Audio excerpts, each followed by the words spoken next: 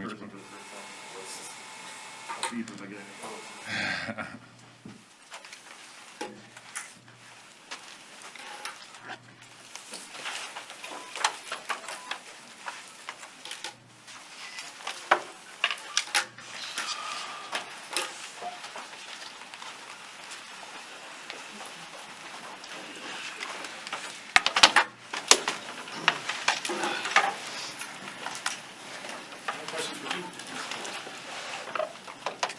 Hey, Jimmy, we saw what you tweeted today. Can you tell me about what was the impetus behind that for you? And can you explain a little further, just kind of your frustration if it does turn into daily testing here? Yeah, just kind of frustrated with just some of the things that's happened the last 2 years with the NFLPA. It's just from 17 games to to showing up with mind you, I'm vaccinated, but what I saw was first day we get back, and now there's other rules. If you miss a testing, it's $150,000. Like, how is this 100 times what last year was when we all showed up here, put our health, put our family's health on the line to play this game? So it's pretty frustrating when you show up and I've done everything asked of me.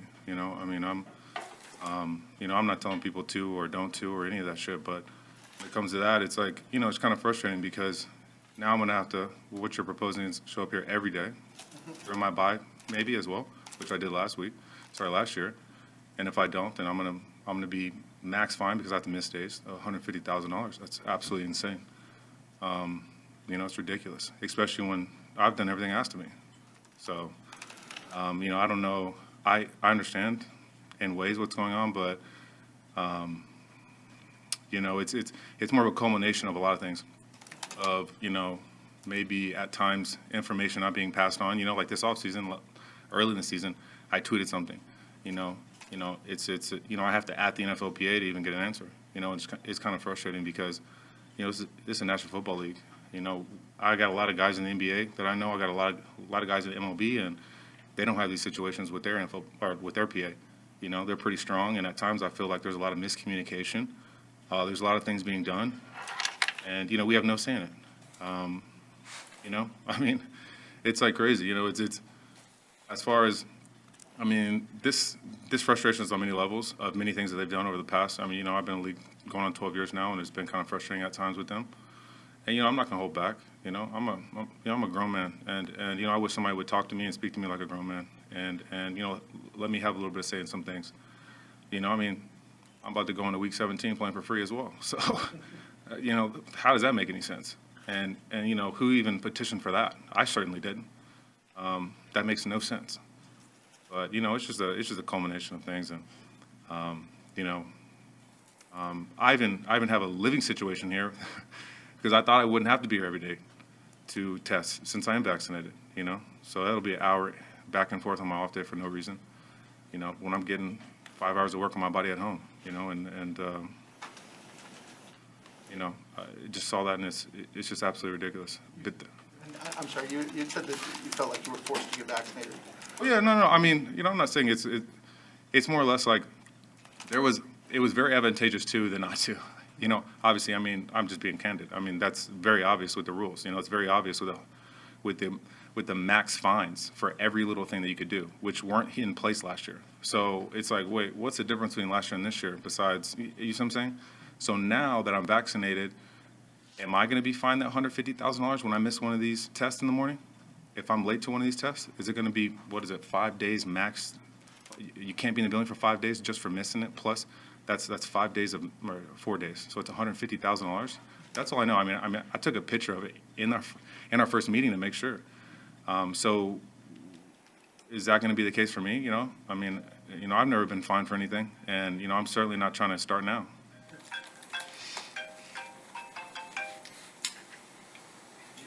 Is any of this frustration having any impact on your desire to play right now at all? Me? Yeah. Oh no, I'm gonna go ahead and score touchdowns regardless.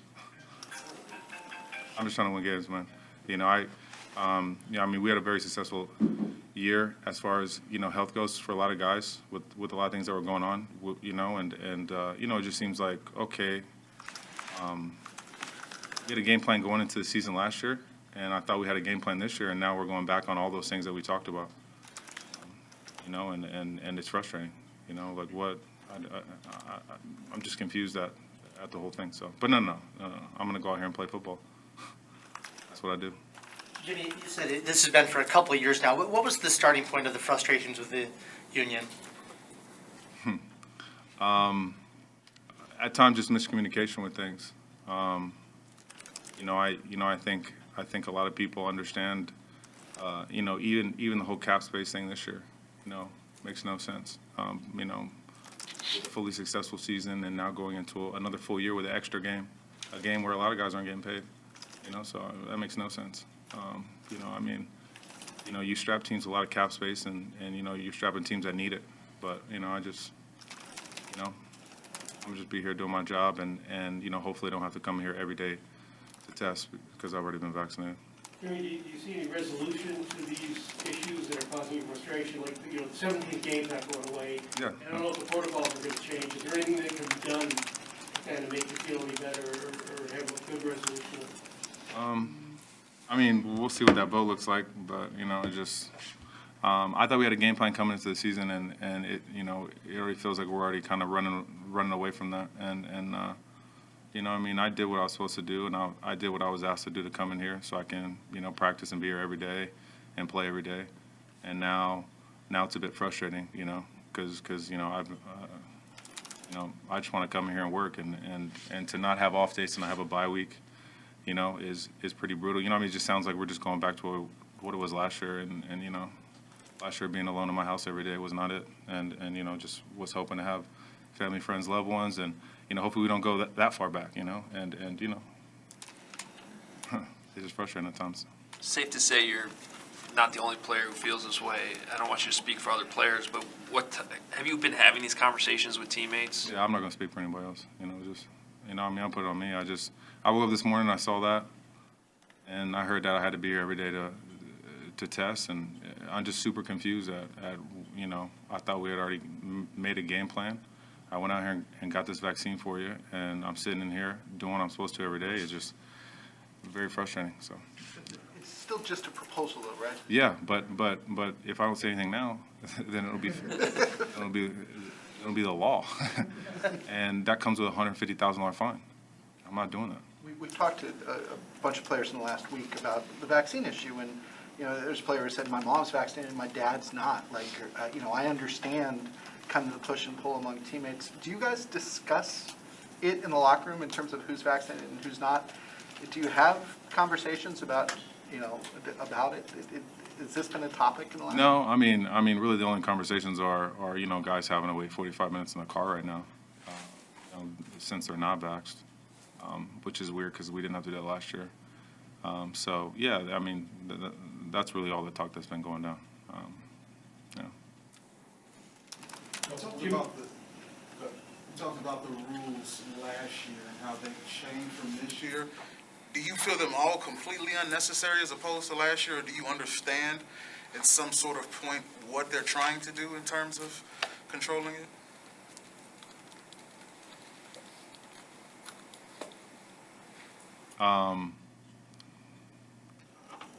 For me, it's one of these things where last year, I understand last year and what was happening last year, right? We all made a commitment to try to make this season happen, to make that season happen, to make a run, to try to win Super Bowl. I understood what that was about. There wasn't a vaccine available. There's a lot less known about it, so we had to take those measures to do that. And so I thought we also had a game plan going into the season, and now we're kind of redacting and retracting on that. And it's just so it's a bit frustrating for myself, who went out and got the vaccine, and just so I could do the same thing and have another successful, healthy season. That's all I have to say about that. I don't know if you've had a chance to check your phone since practice or anything, but has anybody from the union reached out, or do you anticipate anybody will? I'm sure they will. Yeah. I'm sure they will. Yeah. I haven't heard from anybody. I just came straight from the field. Jimmy, just for clarification, in what you tweeted out, it says that they are not recommending vaccinated players come here every day. Did you get more information from talking to somebody? They're not recommending what? It says, we will not recommend testing on your off days or bye week. It said that? That's not what I heard. I heard we had to be here every day and test. Okay. All right, thank you. Thanks, everybody. Thank you, Jimmy. Can I ask a football question? Yeah, I mean, yeah. With where you're at, with where Cole's trying to get to in year two, adding Jesse James, I mean, how are you feeling about the tight end room right now? Yeah, I mean, we have a solid group, you know. A great mix of veterans and young guys, and you know, and we all get along, man. You know, we're all pulling for each other. I think we all complement each other very well, and you know, we're excited about the possibilities of the season and you know, what we can do collectively as a group. You know, not only in the run game but the pass game, and you know, it's a fun group to be a part of, a fun room, and you know, it's going to be exciting. Jimmy, do you enjoy proving to yourself year after year that you can still do this, that you can still compete? Yeah, I mean, you know, I've been competing since I was 14 years old, and you know, that's something that's hard to let go of. You know, I enjoy being here. I love this game, and you know, I love scoring touchdowns, and you know, to be the oldest guy on the team, and you know, to be out here grinding every day with these guys. You know, you got to have a little bit of that in you. You know, I definitely have a chip on my shoulder. You know, I always want more, and you know, I always demand more for myself, and you know, obviously blessed to be here. You know, in this position, playing in my 12th year at the age of 34. The way that you angle for space in the red zone or third downs, tight spaces like that, when did you start to develop that? And if it was later on, was it out of necessity, as you saw, I'm going to need a little bit more than just my athleticism? Yeah, I mean, I've been watching. I remember, you know, talking to Tony Gonzalez, you know, when he was retiring, and you know, talking to him about, you know, playing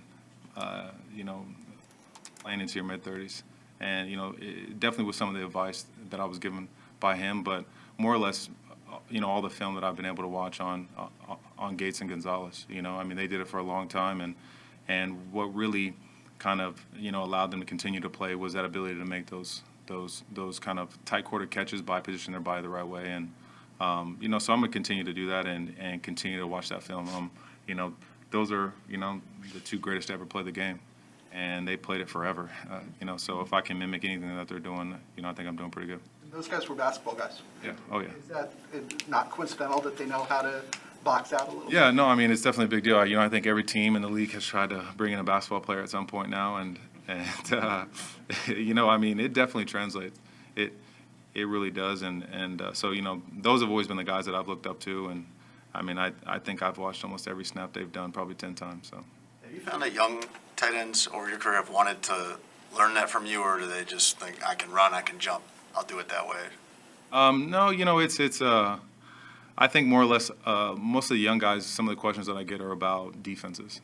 You know, they necessarily haven't, you know, worked on body positioning. You know, they're worried about, you know, understanding coverages and, you know, understand when they're getting the ball and when they need to run off the right guy. So that's more the teaching that I do to a lot of young guys is you know, kind of the mental of the game and less about those little nuances. How much do you enjoy the back and forth talking with your teammates, like when somebody makes a play? I can't remember what practice it was, but one day last week, I think you went out of bounds on the sideline where the defense was. You were literally surrounded by like 8 guys. They're all in your ear. Yeah, I mean, I love it. It's one of the great things it's one thing that's so awesome about this team is you know, I mean, our defense is good. You know, I mean, I played on a lot of teams that have some really good defenses, and you know, that's what makes them is you know, their competitiveness, you know, and you know, that ability to, you know, bring the juice and to bring that energy. So you know, I mean, that's why I play this game, is to compete and you know, to go out there and talk a little noise. Anybody have anything to say about your spike and then kick right after? No. Well, I mean, I got a couple words, but you know, I mean, I always tell them, you know, all you gotta do is stop me, and I won't do it. The guy who threw the ball back at you. Yeah, I got a ball chucked at me. That's why I kicked it. So. The Bears are looking to make a big boost, improvement offensively this year. I know it's early, but any indications, whether it's the quarterback, the design, or personnel, that will come to fruition? Have you seen anything that really kind of gives you hope? Yeah, you know, it's you know, obviously we've had some tremendous pickups this offseason. that are, extremely dynamic and, excited to see, where that's going to take place and how that's going to fold into the mix. But, the biggest thing is I think early, we're also going to be, committed to run the ball. That's a big thing. I think we have a special running back and getting him the ball and allowing him to do what he's good at and to soften up that defense is going to be a big part of what we do, I think. Has Andy Dalton helped the offense just run more smoothly since he's gotten here? Andy, man, he's he's an absolute pro. He's a guy he has all the tools, man, and really just how he commands the offense and how he helps everybody to understand what he wants, how he wants it, and all the teaching that he's doing with one as well is it's incredible. Honestly, it's been extremely impressive to see his ability to communicate like that, and he really understands the offense in and out, and where guys should be, what should happen, and he's been extremely impressive. Really has. You seen the effect of that materialize, where just things are sharper, things are more precise? Yeah, he's been running this offense for a while too. He really understands what needs to take place there. So early here, we're able to, put in wrinkles and to work on other things as well because, he's got guys. He understands a guy's supposed to be off and on the ball. He understands immediately all these things and, pre-snap, post-snap. He's been sharp since day one about basically everything within this offense. So it's really helped us out a lot. Because this is a very diverse offense. You can play multiple positions, and a lot is demanded from you. So, it's been pretty cool. Justin Fields, first impressions of him, does he remind you of anyone you've played with? Man, I love the kid. He he sits beside me in the locker room, and man, he wants to be good. And he wants to be great. Man, he puts in the work. The guy really can throw the ball. That's been impressive to see his arm strength. At some point I got to get him. I got to get him matched up. At some point, the guy up there in Seattle. Especially the ability to to make plays while you're running. I think he's going to have. It's been impressive to see him so young, so focused. And I can tell, it definitely reminds me a lot of Russell Wilson. Thanks, Jay.